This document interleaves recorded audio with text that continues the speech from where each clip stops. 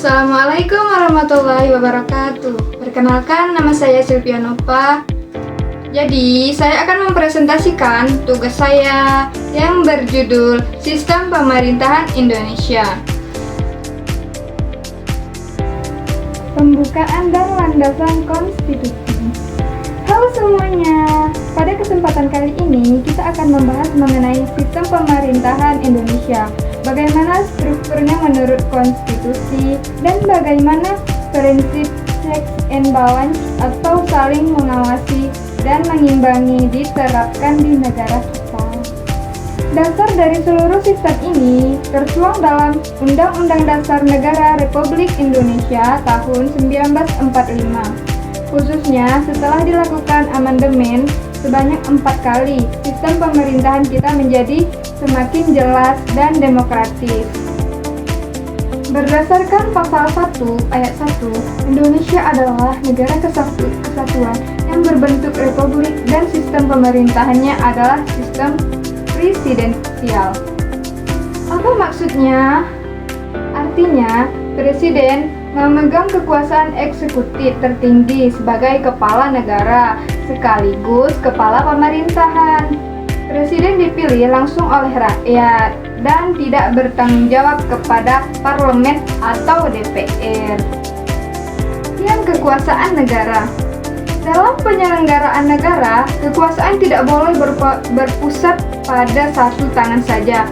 Oleh karena itu, kekuasaan dibagi menjadi 3 cabang utama yang independen namun saling berkaitan. Pertama, lembaga legislatif, yaitu lembaga yang memiliki fungsi membuat undang-undang di Indonesia. Ini dijalankan oleh MPR, DPR, dan DPD.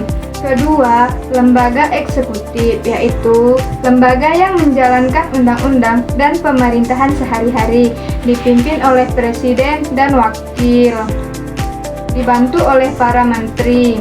Ketiga, lembaga yudikatif, yaitu lembaga yang berwenang menegakkan hukum dan melakukan pengadilan, terdiri dari Mahkamah Agung, Mahkamah Konstitusi, dan Komisi Yudisial.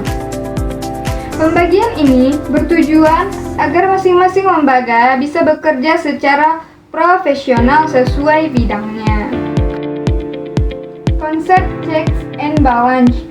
Nah, sekarang kita masuk ke konsep yang sangat penting, yaitu checks and balance atau saling mengawasi dan mengimbangi. Prinsip ini lahir dari kekhawatiran jika satu lembaga memiliki kekuasaan terlalu besar, maka bisa terjadi kesewenang-wenangan atau otoriter. Jadi, setiap cabang kekuasaan memiliki wewenang untuk mengawasi, membatasi, dan menyeimbangkan kekuasaan lembaga lainnya, sehingga tercipta keseimbangan dan keadilan. Di Indonesia, penerapannya bukan pemisahan mutlak, melainkan pembagian kekuasaan dengan mekanisme kontrol yang ketat. Mekanisme saling kontrol. Bagaimana cara kerjanya dalam praktik? Hubungan legislatif dan eksekutif, DPR memiliki hak interpelasi, angket, dan menyatakan pendapat untuk mengawasi kinerja presiden. DPR juga harus menyetujui rancangan undang-undang yang diajukan presiden. Sebaliknya, presiden memiliki hak mengajukan rancangan undang-undang dan menerbitkan peraturan pemerintah. Hubungan eksekutif dan yudikatif, Mahkamah Konstitusi berwenang menguji undang-undang atau peraturan pemerintah terhadap Undang-Undang Dasar 1945. Jika sebuah kebijakan dinilai melanggar konstitusi, Mahkamah bisa membatalkannya.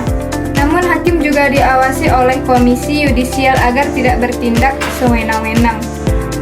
Hubungan legislatif dan yudikatif.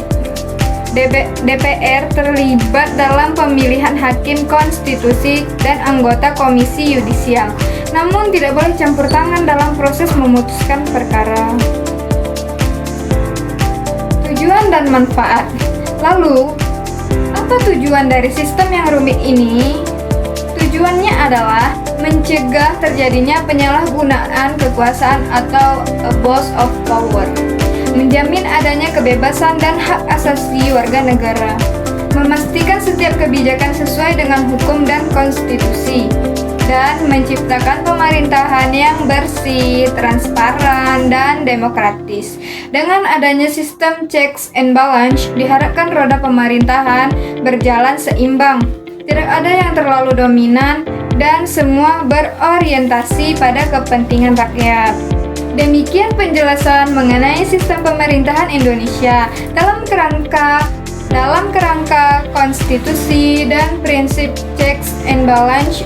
Sistem ini adalah wujud komitmen kita untuk hidup dengan negara hukum, bukan dengan kekuasaan.